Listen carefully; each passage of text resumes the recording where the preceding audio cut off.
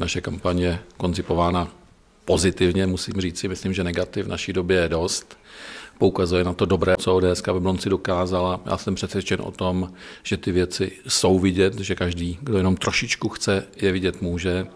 A proto i ta kampaně koncipována pod heslem Správný hospodář. ODS Jablonecka byla, je a věřím, že i bude dobrým hospodářem na Jablonecké radnici a ta kampaň v podstatě nabízí občanům, aby si zvolili dál pokračování této služby.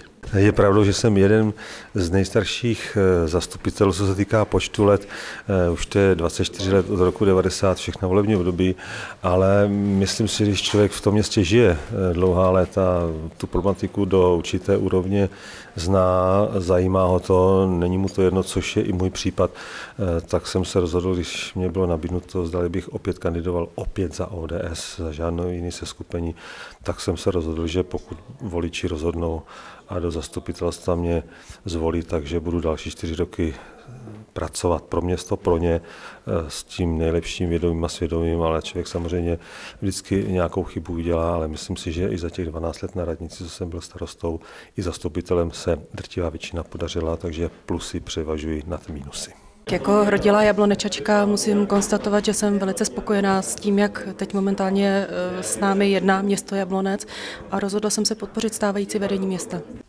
Za poslední 4 roky byly v Jablonci vykonány poměrně zásadní a jedinečné kroky i v rámci celé České republiky. Vím to, protože komunikuji s kolegy starosty i primátory.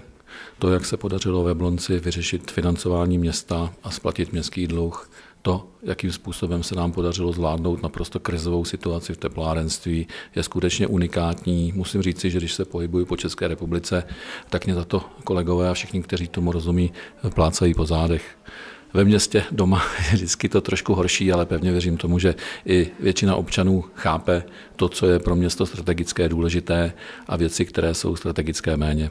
A já si myslím, že jak ty strategické, tak ty méně důležité věci se v Jablonci dařily poslední 4 roky, že se podařilo ušetřit stovky milionů korun a to je služba, kterou jabloneckým občanům nabízíme i dále.